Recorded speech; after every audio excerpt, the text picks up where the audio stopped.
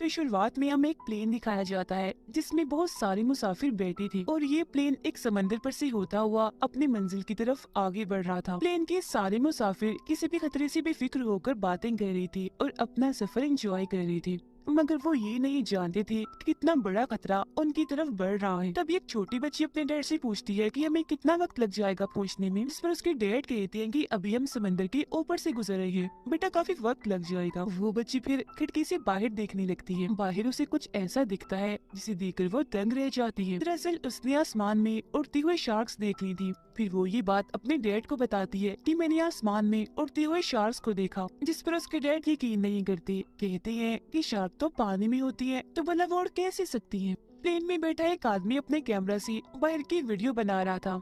उसे भी वो उड़ने वाली शार्क्स बाहर नजर आती हैं, जिन्हें वो अपने कैमरा में रिकॉर्ड कर लेता है। अब तभी हम जहाज के बाहर का बड़ा ही चौंका देने वाला सीन देखते हैं। जहाज के आसपास बहुत सारी शार्क्स उड़ रही थी।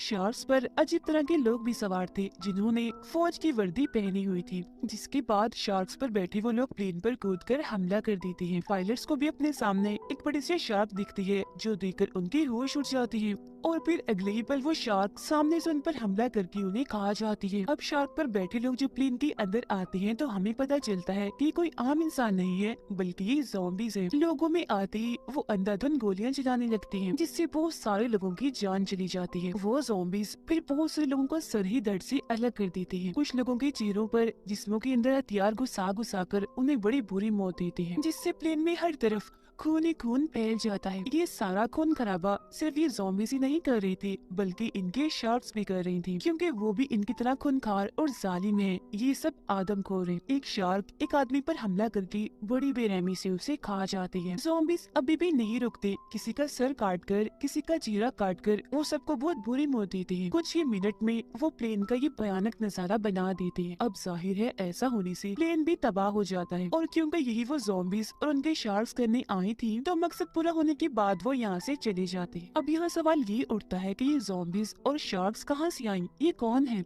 और लोगों पर इतनी बेरहमी से ये हमला क्यों कर रही है, इस बारे में हमें आगे पता चलेगा। अब इसके अगले सीन में हमें न्यूयॉर्क शहर दिखाया जाता है, जो हम एक प्राइवेट कंपनी को देखते हैं जो अमेरिकन आर्मी के लिए काम करती है। ये आर्मी को पूरी सिक्योरिटी, कमांडर्स और सिपाही देती है। अब हम इस कंपनी के मालिक को देखते हैं जिसका नाम रेक्टर है। वो एक प्रोफेसर भी है जो काफी बूढ़े लग रहे थे क्योंकि उनकी उम्र लगभग 105 साल थी। वो फिर एक अजीब सा इंजेक्शन जैसे खुद को लगाती है तो कंपनी का सिस्टम उनकी उम्र 105 साल की बजाय सिर्फ 75 साल बताता है, मतलब कि असली उम्र से बहुत ही कम। जाहिर है उम्र कम हो गई थी तो वो अब थोड़ा चलने फिरने के काबिल हो गई थी, जो वो 105 साल की उम्र में नहीं कर पा रही थी। अब प्रोफेसर रेक्टर ठीक हो गई थी तो अपनी छोटी बेटी के साथ प्लेन पर होने वाली उस हमले की वीडियो देख रही थी, और ये वो वीडियो थी जो प्लेन के उस मुसाफिर ने अपने कैमरा में बनाई थी, जिसमें वो ये समझ पाती है कि कोई अजीब ताकत है जो दुनिया को अपने होने का एहसास करवाना चाहती है और ये बताना चाहती है कि हम वापस आ गए हैं दुनिया पर राज करने के लिए। इसके बाद सीन कट होकर आता है एक औरत पर जो और कोई नहीं बल्कि प्रोफेसर रेक्टर की बड़ी बेटी है, जिसका नाम डेबला है। असल में रेक्टर की कंपनी को इस बर्फीले इलाके में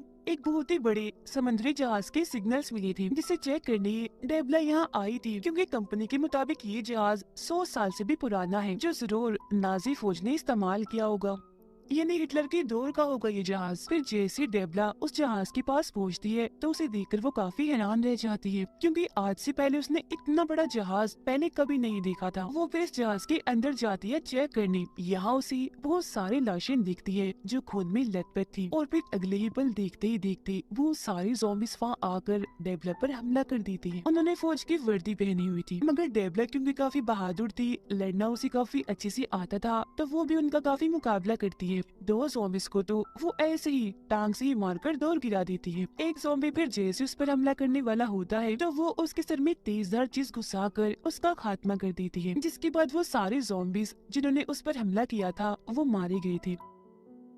अब तक वो जान चुकी थी कि ये कोई आम जहाज नहीं है बल्कि कोई तो बात है, इसीलिए वो छुपते छुपाते बड़े चौकन्ना होकर आगे बढ़ रही थी। अब डेबला के सूट पर एक कैमरा लगा हुआ था, जिस वजह से यहाँ का सब कुछ उसकी डैड रेक्टर भी देख पा रही थी। अब जब वो आगे बढ़ती है तो एक जगह उसे बहुत सारे जहाज दिखते हैं जो काफी पुराने मॉडल की थी, जिसका मतलब साफ था कि ये भी कई 100 साल पुराने हैं। वो फिर जब एक कमरे के पास पहुँचती है तो उसे बड़ा ही अजीब नजारा दिखता है। उसे हजारों की तादाद में नाजी फौज की वर्दी में ज़ॉम्बीज़ दिखाई देते हैं, जो सबकी सब लटकी हुई थी। उनको एक मशीन से जोड़ा गया था पाइप के जरिए। ये एक ऐसी मशीन थी जो या तो इनके जख्म दोबारा से ठीक कर देगी या अगर कोई ज़ॉम्बी मर गया है तो उसे दोबारा से जिंदा कर देगी। तो प्रोफेसर रेक्टर अपनी बेटी डेबला से कहती है कि ये मुझे अपने माजी से, अपने गुजरे हुए वक्त से जुड़ा हुआ लगता है। मुझे कुछ गड़बड़ लग रही है, कुछ भी ठीक नहीं लग रहा, इसलिए जल्द से जल्द कैसे भी करके वहाँ से फौरन निकलो। अभी सुनकर जैसी डेबला वहाँ से निकलने के लिए भागती है तो वो और भी हैरान कर देने वाली चीज सीखती है। उसे वहाँ आम साइज की निस्बत बहुत ही बड़ी शार्क्स दिखती हैं जो हवा में उड़ रही थी और काफी खूंखार लग रही थी, क्योंकि ये भी दरअसल ज़ॉम्बी शार्क थी। अभी डेबला ये सब देख ही रही थी कि तभी अचानक एक ज़ॉम्बी डेबला पर हमला कर देती है। ये ज़ॉम्बी असल में इस पूरी ज़ॉम्बी फौज की कमांडर है और क्योंकि वो काफी बहादुर थी, डेबला की निस्बत उसे लड़ना काफी अच्छे से आता था, इसीलिए वो उसे खूब मारती है और काफी भारी पड़ जाती है उस पर। वो फिर एक इंजेक्शन डेबला को लगा देती है जिससे वो फौरन बेहोश हो जाती है। मगर वो ज़ॉम्बी डेबला को मारती नहीं बल्कि उसे ऐसी जिंदा छोड़कर वो यहाँ से चली जाती है। अब जैसे उसे होश आती है तो वो यहाँ से निकलने के लिए बाहर की तरफ भागती है, जहाँ उसे आसमान में बहुत सारे शार्क्स उड़ते हुए दिखती हैं। मगर थोड़ी दूर जाने के बाद वो सारे शार्क्स इनविजिबल हो जाती हैं, यानी कि वो हवा में रहती तो है मगर सिर्फ दिखना बंद हो जाती है। और अब वो जहाज देखते ही देखते बर्फ के अंदर जाने लगता है, जिसके बाद वो भी इनविजिबल हो जाता है। अगले सीन में हम रेक्टर की कंपनी की लैब को देखते हैं, जहाँ पर डेबला को लाया गया था क्योंकि उसकी जान वहाँ से बचा ली गई थी। मगर जब से वो होश में आई थी वो ठीक महसूस नहीं कर रही थी। उसे अपने अंदर ज़ॉम्बी वाले सिम्टम्स लग रही थी, मतलब कि उसे ऐसा महसूस हो रहा था जैसे वो भी अब एक ज़ॉम्बी है। असल में ज़ॉम्बीज़ के कमांडर ने डेबला को जो इंजेक्शन लगाया था वो एक ज़ॉम्बी वायरस था, क्योंकि ऐसा करके वो डेबला को भी ज़ॉम्बी बनाना चाहती थी ताकि हर तरफ उनकी बनाई ज़ॉम्बीज़ हो जिन्हें वो अपने साथ शामिल करके इंसानियत का जड़ से ही खात्मा करते और दुनिया पर राज करे। अब हम रेक्टर को उसकी दोनों बेटियों के साथ देखते हैं, जहाँ ये लोग खाना खा रही थी। तभी रेक्टर की छोटी बेटी कहती है कि आपने कहा था कि ये आपकी माजी से जुड़ा हुआ है, तो आज आप हमें अपने माजी के बारे में बता ही दीजिए कि आखिर क्या हुआ था, क्योंकि आपने आज तक अपने गुजरे हुए वक्त के बारे में हमें कभी नहीं बताया। जिस पर प्रोफेसर रेक्टर उन्हें बताना शुरू करते हैं कि ये बात 1942 की है, जब ब्रिटिश फौज ने जर्मन फौज यानी नाजी की फौज पर हमला करना शुरू कर दिया था। उन्होंने जर्मन के हर एक इलाके को तहस नहस करके रख दिया, जिस वजह से जर्मन फौज ने इन्हें नाजी की फौज ने ब्रिटिश के सामने घुटने टेक दिए। जिसके बाद हिटलर ने बदला लेने के लिए फौज के कमांडर से कहा कि प्रोफेसर रेक्टर को कहो कि वो एक ऐसा सीरम, एक ऐसा वायरस बनाए जिससे जिंदा इंसान वहशी और जालिम बन जाए, जबकि लाशों को दोबारा से जिंदा करके ज़ॉम्बीज़ बना दे, ताकि बगैर थके और दर्द का एहसास किए वो लोग ब्रिटिश फौज का सामना करें और आसानी से उन्हें हरा दे, जिससे जर्मन फौज को फतह हो जाए। और क्योंकि मैं उस वक्त नाजी फौज की लैब का साइंटिस्ट था तो मैंने आखिरकार वो सीरम तैयार कर ही दिया। मगर क्योंकि हर तरफ से हम पर हमला हो रहा था, जंग का माहौल था, तो ऐसे वक्त में मैं इस सीरम का एंटीडोट नहीं बना पाया, यानी एक ऐसी दवा जिससे सीरम की असर को खत्म किया जा सके और लोग दोबारा से नॉर्मल होकर अपनी असली हालत में आ जाएं। सीरम यानी वायरस की तैयार होते ही कमांडर इसे इस्तेमाल करने का हुक्म दे देते हैं, जिस पर रेक्टर उन्हें ऐसा करने से मना कर देते हैं, क्योंकि ये वायरस तो बन गया है मगर इसका एंटीडोट नहीं बना, जिस वजह से वो सारे फौजी और लोग जिन्हें सीरम दिया जाएगा जो इस वायरस का शिकार हो जाएंगे, उन्हें दोबारा से टेक नहीं किया जा सकेगा, जिस वजह से वो लोगों के लिए खतरा बन जाएंगे। मगर ये सब जानने के बावजूद भी कमांडर इसे इस्तेमाल करने का फैसला करती हैं, क्योंकि उन्हें किसी की जान की परवाह नहीं थी, बस जंग जीतने से गर्ज था। और प्रोफेसर रेक्टर ने क्योंकि उनके मामले में टांग अड़ाई थी तो बगावत करने के लिए वो उन्हें गोली मार देते हैं। तो प्रोफेसर खुद को मरता हुआ देखकर वो सीरम खुद को लगा लेते हैं। अब ब्रिटिश दोबारा से नाजी फौज पर हमला कर देती है, जिससे नाजी फौज और भी कमजोर हो जाती है, क्योंकि इन्होंने अभी तक उस सीरम का इस्तेमाल नहीं किया था। आगे रेक्टर बताते हैं कि जब 1945 में हिटलर की मौत हुई तो जर्मनी के हालात और भी खराब हो गई, जिसके बाद तो नाजी की फौज और उनके कमांडर पता नहीं कहाँ गायब हो गए और मैं यहाँ अमेरिका आ गया इंसानियत की मदद करने और लोगों की भलाई के लिए। फिर मैंने ये कंपनी बनाई क्योंकि मैं एक अच्छा इंसान बनना चाहता था। सीरम बनाने के बाद मुझे अफसोस था कि शायद मुझे ऐसा करना नहीं चाहिए था। ये सारी बातें सुनकर प्रोफेसर की दोनों बेटियों को उन पर काफी गुस्सा आता है, इसीलिए वो कहती है कि आज ये सब जो भी हो रहा है और उस वक्त जो हुआ, इस सब के जिम्मेदार आप हैं। आपने बहुत गलत किया, कुदरत के साथ छेड़छाड़ की,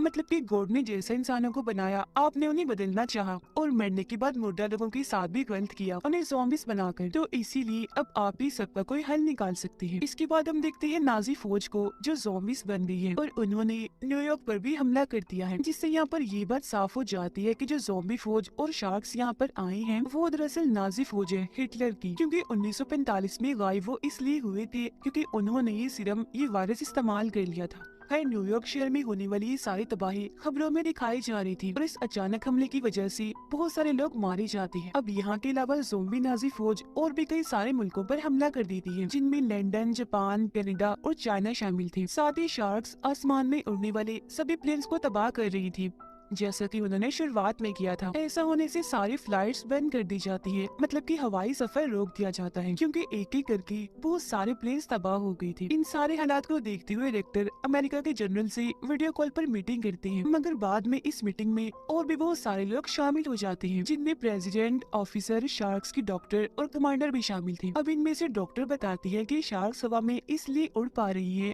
क्योंकि इन पर कोई एक्सपेरिमेंट, कोई तजुर्बा किया गया है, जिसमें इनके जिस्म की कुछ चीजों को बदलकर इन्हें इस काबिल बनाया है कि ये पानी से बाहर हवा में उड़ सकती हैं। ये तजुर्बा बहुत ही बड़ा है, जिसमें शार्क के पूरे निजाम को उल्टा करके उन्हें आसमान में जिंदा रहने के काबिल बनाया है। और तो और जो इंजन उनके जिस्म पर लगाया गया है, उसकी मदद से वो जमीन से 4000 की बुलंदी पर उड़ सकती है। एक्सपेरिमेंट की वजह से शार्क का जिस्म इतना सख्त और इतना मजबूत हो गया है कि उनके जिस्म पर किसी गोलीबारी, बारूद का कोई असर नहीं होगा, जिसका मतलब साफ है कि इनको मारना नामुमकिन है। अगर हमें इनका खात्मा करना है तो हमें भी इन जैसे हैवान और राक्षस बनाने होंगे, जिन्हें हम कंट्रोल करके इन पर हमला करवाएंगे। ये बात सुनकर ऑफिसर मना कर देते हैं, कहते हैं कि इस मुश्किल से निकलने का ये कोई अच्छा हल नहीं है, जिसमें कि हमें एक राक्षस को मारने के लिए दूसरा राक्षस बनाना पड़े, क्योंकि अगर वो राक्षस जिसे हम कंट्रोल करेंगे वो हमारे काबू से बाहर हो गया, तब हम क्या करेंगे। मगर अमेरिका के प्रेसिडेंट और जनरल ये चीज करने की इजाजत दे देती है। वो रेक्टर को कहते हैं कि तुम्हें इजाजत है, बना लो राक्षस जो इन सबका खात्मा कर दे। एयरपोर्ट पर हम देखते हैं कि काफी दिन के बाद, क्योंकि फ्लाइट खोल दी थी तो काफी रश था और तो और फ्लाइट में देर भी हो गई थी, जिस वजह से वहाँ बैठे मुसाफिरों को काफी गुस्सा आ रहा था। और फिर तभी एक औरत देखती है कि न्यूयॉर्क जाने वाली फ्लाइट बिल्कुल तैयार है, जो देखकर वो सभी लोग बहुत खुश हो गई थी और न्यूयॉर्क जाने वाले सारे मुसाफिर प्लेन में जाकर बैठ जाते हैं, जिसके बाद ये प्लेन अपने मंजिल इन्हें न्यूयॉर्क जाने के लिए उड़ जाता है। उधर रेक्टर के कहने पर उसकी दोनों बेटियां और बहुत सारे कमांडर्स ज़ॉम्बीज़ का खात्मा करने के लिए उस न्यूयॉर्क जाने वाले प्लेन का पीछा करने लगते हैं, क्योंकि वो जानते थे कि नाजी ज़ॉम्बी इस प्लेन पर भी जरूर हमला करेंगे, जिसका मतलब साफ था कि अमेरिका की गवर्नमेंट ने इस प्लेन को चारे के तौर पर हवा में उड़ाया है। और फिर नाजी ज़ॉम्बी सच में उस प्लेन पर हमला करने के लिए उसकी तरफ बढ़ते हैं। प्लेन में बैठी सारे मुसाफिर किसी भी खतरे से बेखबर होकर बैठी थी और फिर तभी लोगों को बाहर आसमान में ज़ॉम्बीज और शार्क्स दिखाई देने लगती हैं, जो देखते ही प्लेन में अफरा तफरी मच जाती है। लोग काफी डर गए थे। इसी के साथ वो ज़ॉम्बीज और शार्क्स भी प्लेन पर हमला कर देते हैं और हर बार की तरह इस बार भी वो अंधाधुंध गोलियां चलाकर पहले वैसे लोगों को मारते हैं और बाद में किसी की आंख फोड़कर, किसी का पेट फाड़कर बड़ी बेरहमी से वो लोगों को मारने लगते हैं। बहुत सारे मुसाफिरों का तो वो सर ही धड़ से अलग कर देते हैं। जिसके बाद प्लेन में आग लग गई थी। देखते ही देखते वो पूरा तबाह हो गया था। कुछ लोग जो बच गए थे वो प्लेन से बाहर गिर रहे थे, कुछ बेचारे ऐसे थे जो ज़ॉम्बीज का शिकार हो रहे थे और अब प्लेन पूरा तबाह होकर टूटकर नीचे जमीन की तरफ गिरने लगता है। दूसरे प्लेन में कमांडर रेक्टर की बेटी को एक बॉक्स देता है, कहता है कि इसमें वायरस का एंटीडोट है, इसे भी रेक्टर ने ही बनाया है, क्योंकि उन्हें लग रहा था कि हो सकता है डेबला भी ज़ॉम्बी बन जाए और अपने काबू से बाहर हो जाए, तो ये उसे लगा देना। जिसके बाद उसकी बेटी अपने डैड रेक्टर से बात करती है, कहती है कि अगर आपने ये एंटीडोट पहले बनाया होता तो शायद आज सब कुछ ठीक होता, दुनिया इतने बड़े खतरे में ना पड़ी होती। और आज आप लोगों ने क्या किया, मासूम लोगों को ज़ॉम्बीज़ का चारा बनाकर बहुत गलत किया। जिस पर रेक्टर कहते हैं कि हाँ, मैं मानता हूँ कि हमने फैसला बहुत बुरा किया है, मगर ऐसा करना हमारी मजबूरी थी। इसके बगैर हम ज़ॉम्बीज़ तक कभी नहीं पहुँच सकते थे और अब जो मैं करने जा रहा हूँ मैंने वो कभी करने का सोचा भी नहीं था, क्योंकि इसके बगैर उन सब का मुकाबला करना मुश्किल है। हो सकता है कि मैं कोई राक्षस बना दूं। अभी इनकी बातें चल ही रही थी कि तभी नाजी ज़ॉम्बीज़ इनके प्लेन के पास पहुंच ही जाते हैं। वो उन पर हमला करने के लिए बस तैयार ही थे कि तभी डेबला ज़ॉम्बी बन जाती है और जाकर प्लेन का दरवाजा खोल देती है। जिसके बाद सारे ज़ॉम्बीज़ प्लेन के अंदर आने लगते हैं। अंदर आते ही वो सब लोगों पर हमला कर देते हैं। हालांकि कमांडर्स ज़ॉम्बीज़ का मुकाबला करते तो हैं, मगर वो क्योंकि काफी खूंखार खतरनाक थे तो उनसे लड़ना इतना आसान नहीं था। इसीलिए ज़ॉम्बीज़ बहुत सारे कमांडर्स को भी अपना शिकार बना लेते हैं, जबकि बाहर से शार्क्स भी प्लेन को तबाह कर रही थी। मतलब कि ये नाजी ज़ॉम्बीज़ पूरी तरह से इन पर हावी हो चुकी थी। अब तभी डेबला, जो पूरी तरह से ज़ॉम्बी बन गई थी, वो कमांडर्स के लीडर को गोली मार देती है, जिसके बाद वो बाकी के कमांडर से भी लड़ने लगती है। ये देखकर रेक्टर की बेटी जल्दी से वो एंटीडोट निकाल कर अपनी बहन डेबला डेवला के गले में लगा देती है। अब तभी हम बाहर का नजारा देखते हैं, जहाँ तभी अचानक से एक काफी बड़ी शार्क आ जाती है, जिन शार्क्स की निस्बत काफी बड़ी और ताकतवर थी। वो अब एक एक करके इन सभी ज़ॉम्बी शार्क को मार रही होती है। तब यहाँ हमें पता चलता है कि ये शार्क असल में रेक्टर ने ही बनाई है और वह इसे कंट्रोल कर रहा है, क्योंकि उसने कहा था कि मैं भी राक्षस बनाऊंगा, यानी कि राक्षसों को मारने के लिए उसने राक्षस बना ही दिया। रेक्टर शार्क को कंट्रोल करके गोलियों और बॉम्ब्स के जरिए उन शार्क्स को मार रहा होता है। और तो वो शार्क इतनी बड़ी थी कि वो बची हुई शार्क्स को खाने लगती है। प्लेन के अंदर भी सारे कमांडर्स मिलकर ज़ॉम्बीज़ को मार देते हैं। डेवला भी एंटीडोट की वजह से बिल्कुल ठीक हो गई थी। मरे हुए सारे ज़ॉम्बी शार्क नीचे पानी में गिरने लगती हैं। ये नजारा देखकर आर्मी जनरल बहुत खुश हो जाता है, क्योंकि ये देखने के लिए वो बेताब था, कब से इस वक्त को वो इंतजार कर रहा था। ये देखकर रेक्टर भी खुश हो गई थी, क्योंकि ज़ॉम्बीज़ के खिलाफ इन्होंने जो मिशन शुरू किया था वो इसमें कामयाब हो गई थी। इसके बाद दोबारा से नाज़ी जहाज को हम देखते हैं, यानी वही जहाज जो हमने शुरुआत में देखा था, जिसमें डेवला गई थी। जहाज के अंदर बहुत सारे ज़ॉम्बीज़ थे, क्योंकि ये नाजी की पूरी फौज थी, जिन्हें उनकी कमांडर हुक्म दे रही होती है दुनिया को तबाह करने का। जिससे यहाँ ये बात साफ हो जाती है कि रेक्टर और उसकी टीम ने उन ज़ॉम्बीज़ और शार्क को मारकर इस जंग को जीता नहीं है, बल्कि असली जंग तो अब शुरू होगी, और ये जंग बहुत ही बड़ी होगी, क्योंकि इसमें दोनों तरफ से ही राक्षस होंगे और रेक्टर एक के बाद एक राक्षस बनाएगा उनका खात्मा करने के लिए। क्योंकि वो साइंटिस्ट है, उसके पास ऐसी ताकत है कि वो बुरा नहीं हो सकता, ना ही वो कभी मरेगा। क्योंकि जैसा कि आपको याद होगा, उसने भी खुद को वो सीरम वो वायरस लगाया था, जिसके बाद एंटीडोट लेकर वो ठीक तो हो गया था, मगर उसके अंदर अलग ही ताकतें आ गई थी और अब वो इंजेक्शन लगा लगा कर अपनी उम्र छोटी करता रहता है। और जैसा कि उसने फैसला किया था वो दुनिया की मदद करेगा, इंसानियत को बचाएगा, तो अब ऐसा करने के लिए वो कुछ भी करेगा। इसी के साथ ये फिल्म इधर ही खत्म हो जाती है।